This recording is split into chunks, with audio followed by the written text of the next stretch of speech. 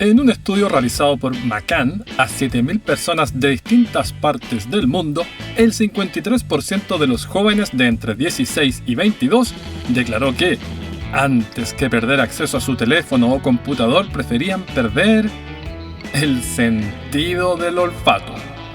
Nuestros dispositivos se han vuelto imprescindibles, casi una extensión del brazo. Así que ante desperfectos, no arriesgue tan preciadas posesiones, déjese asesorar por un experto. Para eso está PC Geek, parte del grupo Avance, así con Z, soluciones informáticas desde donde Sudamérica estalla en 1000 islas.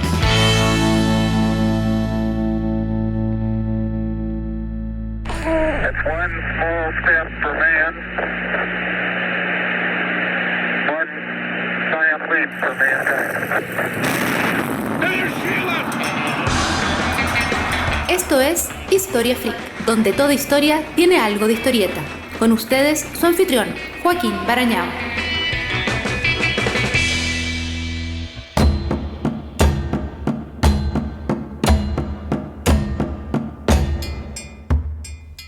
La búsqueda de mejores horizontes ejerce un influjo irresistible en el cerebro sapiens. Si hoy los migrantes formaran un país, sería el cuarto más poblado. Hay más chinos étnicos fuera de China que italianos en Italia, más libaneses y sus descendientes en Brasil que en el Líbano, y más médicos de Malawi en Manchester que en Malawi. Más de la mitad del PIB de Tayikistán son remesas enviadas por sus expatriados. Y el nombre más popular de bebés en Oslo y Berlín es... Allahu Akbar, Allahu Akbar. Mohamed.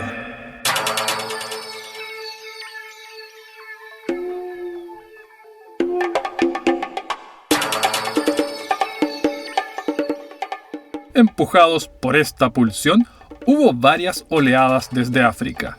Hay vestigios en Grecia de hace 215 kiloaños, en Arabia hace unos 120 y en China hace unos 100. Al parecer, estas avanzadas no prosperaron. Quienes sí son antepasados nuestros se pusieron en movimiento hace unos 60 kiloaños. Se asentaron en Medio Oriente hace unos 55 y en Europa muy poco después. Fue ahí donde experimentaron la intensa y a veces fogosa interacción con neandertales. Desde Medio Oriente, algunos continuaron por la costa sur de Asia. Los más patiperros llegaron tan lejos como Australia hace unos 49 kiloaños, circunstancia descubierta por los ojos atentos de un ayudante de arqueólogo que buscó algo de privacidad para responder al llamado de la naturaleza. Por primera vez, los sapiens superaban el alcance espacial de los erectus.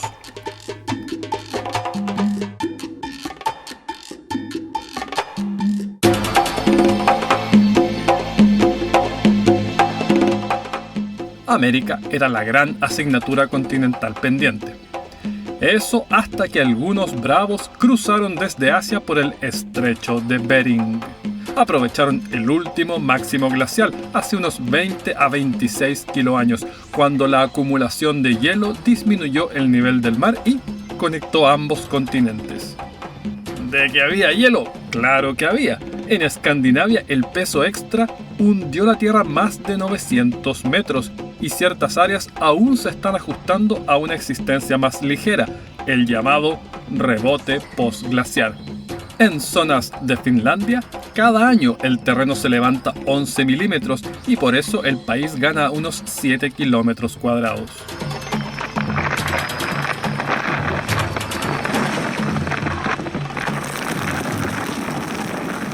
No sabemos cuándo exactamente ocurrió el cruce intercontinental, pero sí que luego se esparcieron sin pausa.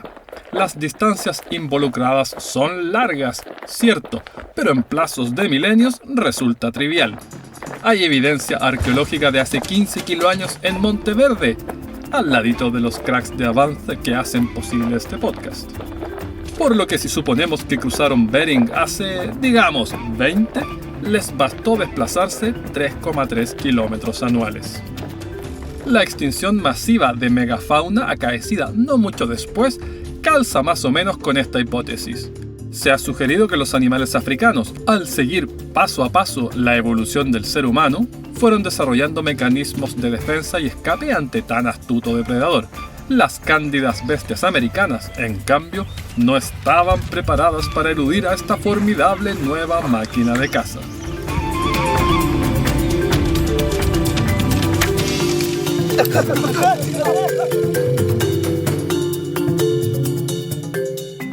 Previo a la presencia humana, América lucía especies que ya se las quisiera cualquier zoológico.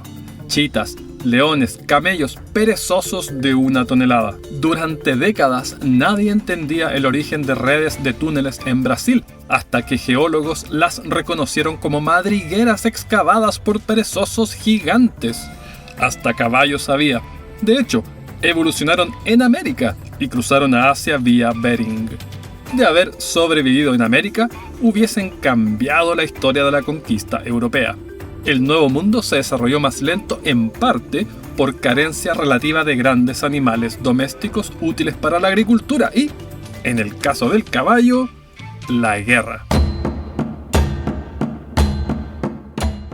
Quizás piensa algo del tipo: ¿cómo cavernícolas armados con palos cazaban con tal eficacia? Más respeto con sus aguerridos antecesores. Obtener calorías en medio de una glaciación exige retos cotidianos muy superiores a encontrar el pasillo del azúcar en el supermercado. Miembros de las culturas premodernas remanentes, que nos informan de la vida de los antiguos cazadores-recolectores, manejan una cantidad prodigiosa de información sobre flora, fauna y geología.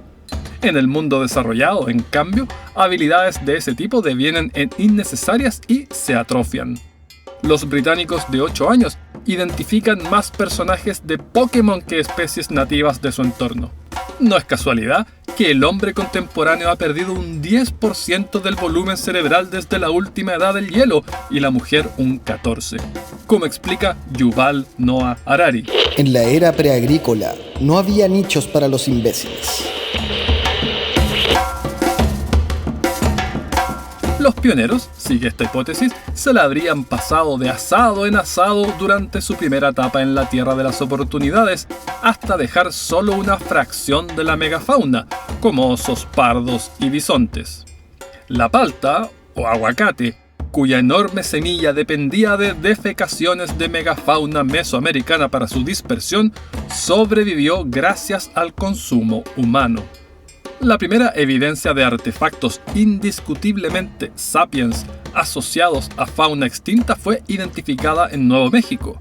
El notable George McJunkin, ex esclavo y geólogo autodidacta con ojo afinado, fue capaz de advertir que ciertos restos de bisontes diferían del contemporáneo.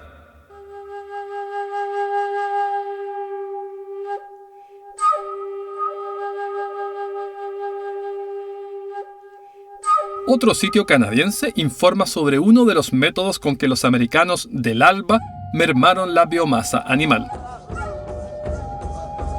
Desde hace al menos 6 kiloaños y hasta la llegada de los europeos, arriaban bisontes desde una zona de pastoreo hasta carriles flanqueados por montículos de piedra disfrazados de coyotes y lobos. To lead the buffalo to the jump was to taunt death. Whitefeather knew that his brothers, Dogstar and Running Fox, were chosen for their ability and courage. He was proud of them, but afraid also. Luego, el galope los conducía hasta un precipicio. Cuando los de más adelante advertían el peligro, les era ya imposible detenerse porque la manada detrás los empujaba. Tras el pencazo inicial, eran rematados por otra cuadrilla de cazadores que los esperaba al pie, premunidos de lanzas y garrotes. El depósito de huesos suma 12 metros de profundidad.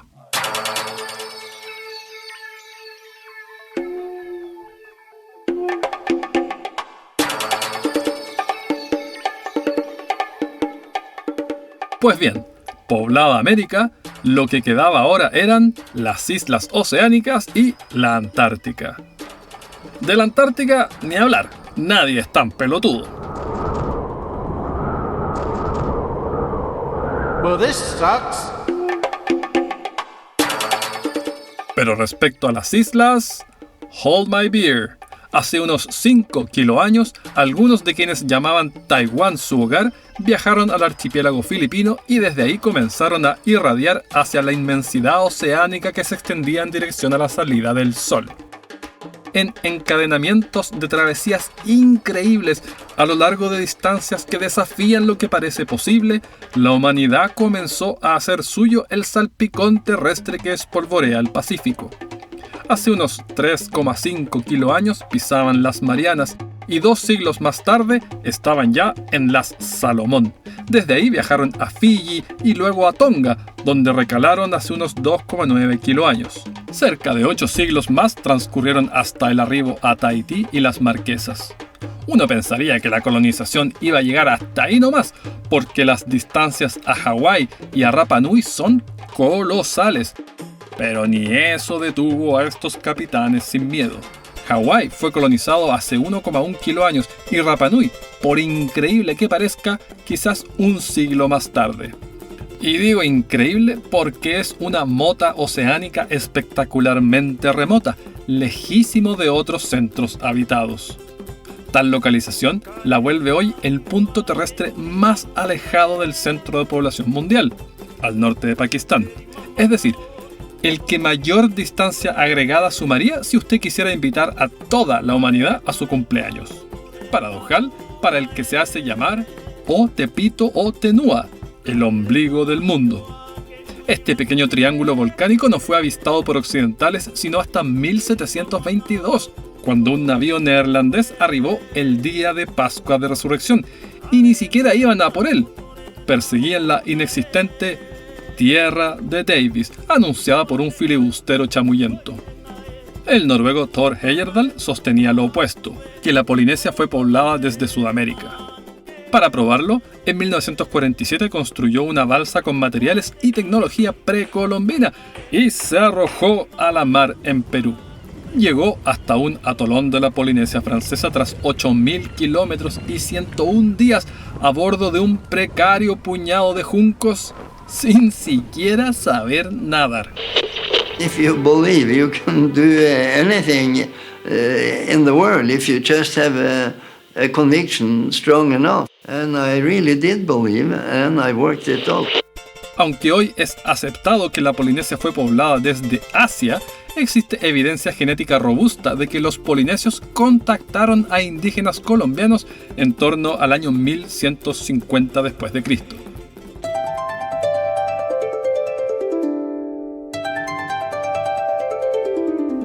En Madagascar, a un tiro de piedra de la cuna de la humanidad, los sapiens recién se asentaron hace 1 milenio y medio.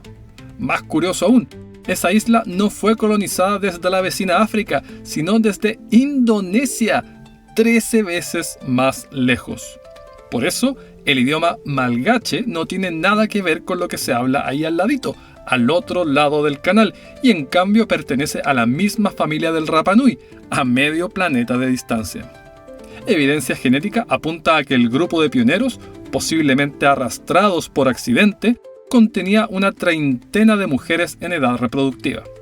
Encontraron un mundo extraño, con lémures del tamaño de gorilas y un ave terrestre de 650 kilos. Durante la Segunda Guerra, un náufrago en balsa salvavidas fue acarreado por vientos y corrientes desde Java hasta Madagascar, así que al menos la factibilidad está demostrada. Nueva Zelanda no recibió sapiens sino hasta fines del siglo XIII o incluso inicios del XIV. Moros y cristianos entregaban la vida batallando por cada palmo de granada, ignorantes de que en el Pacífico aguardaba una soledad 9 veces mayor que todo Granada, donde era llegar y abrazarse.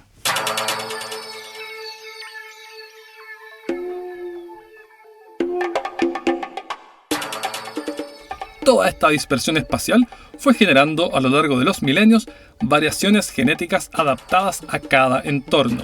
La piel oscura, por ejemplo, es útil en áreas muy soleadas para protegerse del exceso de radiación ultravioleta, pero es contraproducente en latitudes altas, donde se enfrentan periodos de poca luz.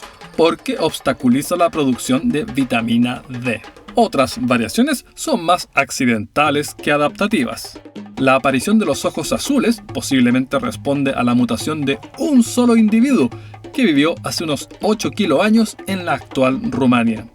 Las apariencias, sin embargo, exageran la significancia de estas diferencias. En promedio, el ADN de 2 personas cualquiera coincide en un impresionante 99,9%. Nuestra especie es tan joven y ha transcurrido tan poco tiempo desde aquel cuello de botella genético que posiblemente produjo ese volcán indonesio, que el espacio temporal para producir mutaciones es modesto. De la poca variabilidad que sí hay, el 85% ocurre entre individuos de la misma población, un 7% son diferencias entre poblaciones del mismo continente y solo un 8% son diferencias entre grupos de continentes distintos. Es decir, la diferencia genética entre 2 islandeses blancos como la leche es 11 veces la del islandés promedio versus el senegalés promedio. Dentro de los continentes, de lejos el más variado es África, donde encontramos más diversidad que en todos los otros continentes sumados. Natural, pues el resto se nutre de la descendencia de las pequeñas avanzadas que migraron desde ahí. Por ejemplo, en la zona del Golfo de Guinea circula un ADN fantasma de una especie humana arcaica misteriosa que no calza ni con denisovanos ni con neandertales. Los grupos étnicos se ven más distintos de lo que son porque las principales diferencias ocurren en la piel, que se adapta a la luz, justamente lo más visible. Incluso la clasificación ya obsoleta de caucasoides, mongoloides y negroides hacía referencia a la estructura ósea, en especial craneal, y no a rasgos externos, de modo que hasta ciertas tipologías de piel muy oscura calificaban de caucásicos. Pero vaya usted a explicarle estas distinciones al esclavista decimonónico o a aquellos estadounidenses que todavía en los 50 justificaban asientos segregados en el transporte público.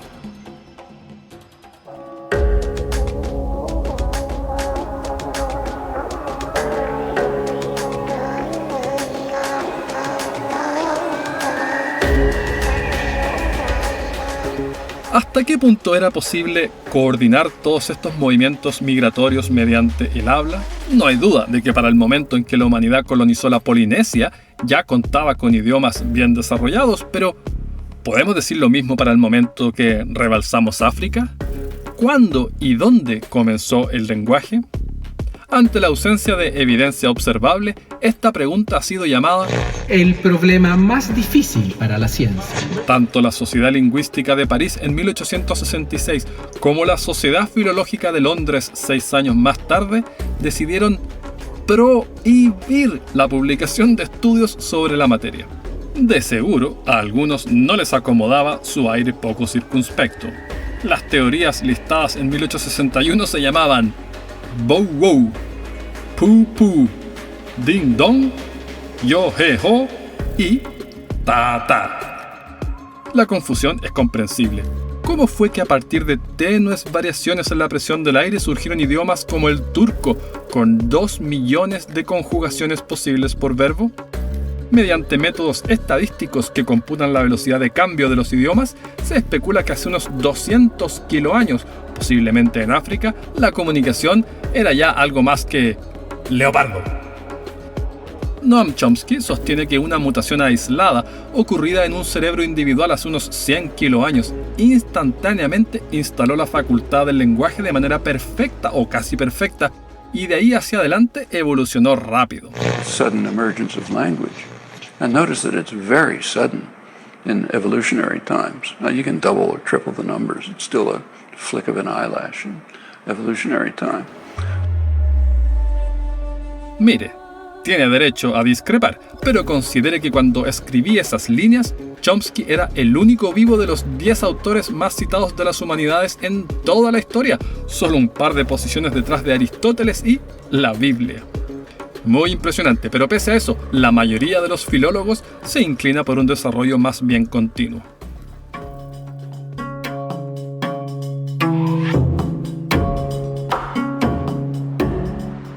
La capacidad de cháchara parece arraigada en lo más primordial de nuestra cognición. Sociedades muy primitivas pueden deslumbrarnos con su complejidad idiomática.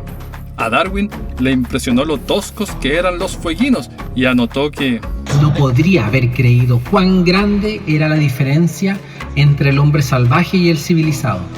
Es mayor que entre un animal salvaje y uno doméstico. Sus saludos son menos interesantes que el de un caballo. Así y todo, nutrían su idioma con exquisiteces como Mahila Pinatapai. Mirarse el uno al otro esperando que uno de los dos ofrezca algo que ambos desean que se haga, pero que ninguno de los dos quiere comenzar. La etnia congolesa Chiluba, tampoco vanguardia del progreso, alardea de la palabra Ilunga. Una persona dispuesta a perdonar cualquier abuso la primera vez, perdonarlo la segunda vez, pero nunca una tercera. En las Islas Trobriand se jactan de una centena de palabras para camote y los maoríes de 35 para estiércol.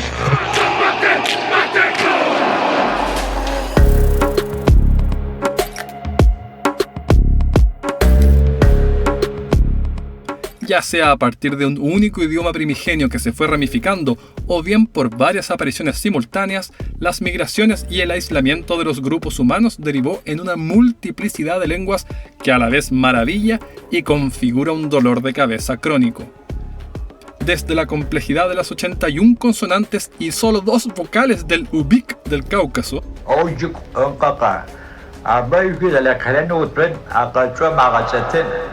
hasta la extrema simplicidad del Piraja del Amazonas, que solo contempla hasta el número 2, y toda cifra mayor es muchos.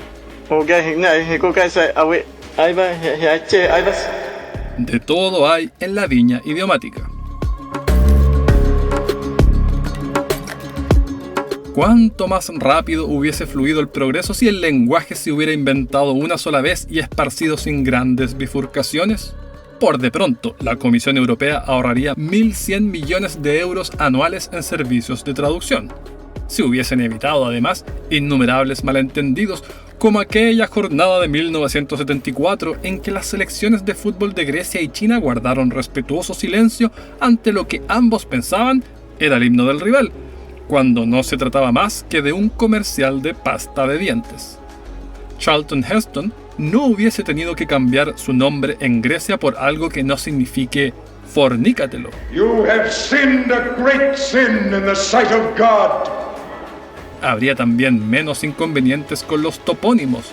Los habitantes de fucking Austria no habrían tenido que cambiar el nombre de su pueblo por los cientos de robos de sus carteles camineros. Y los de vagina, Rusia, no tendrían por qué soportar burlas. Ni siquiera tendríamos que explicar cómo fue que el nombre de uno de los apóstoles de Jesús devino en Santiago en castellano y James en inglés.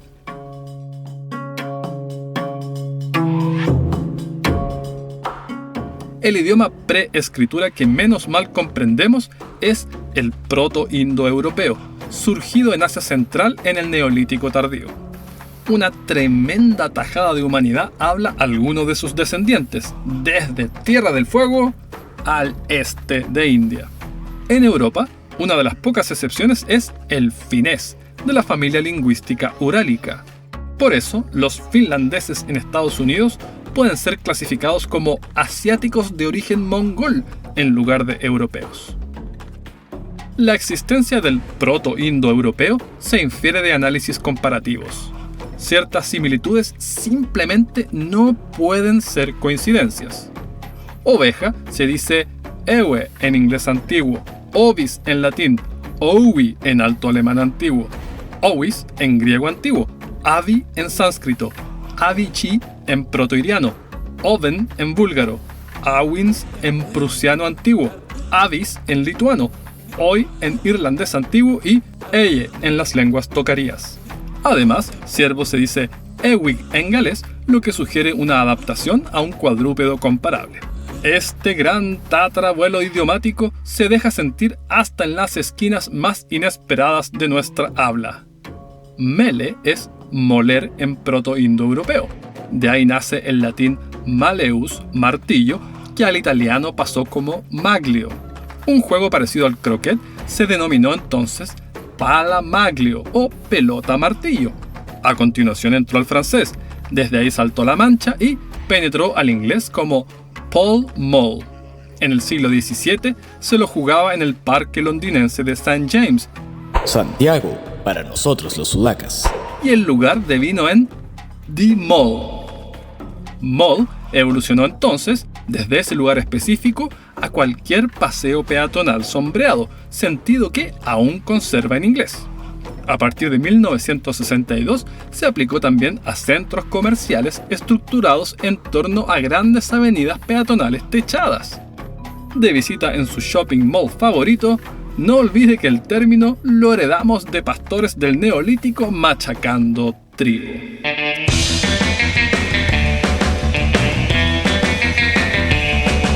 Espera, ¿machacando trigo ya? Sí, bueno, sobre eso y el terremoto civilizatorio más profundo de nuestra historia, espéreme al siguiente episodio. Esta entusiasta incursión sonora cuenta con el apoyo vocal de Hernán Melgarejo, Marion Hitchfeld y Paula Aguirre. Esto fue Historia Freak, escrito y narrado por Joaquín Barañao. Postproducción, Hernán Melgarejo. Las referencias bibliográficas de este y todos los episodios en Historia Universal Freak Extendida. 2.800 páginas desde el Big Bang hasta el presente. A $9.99 en Amazon.com.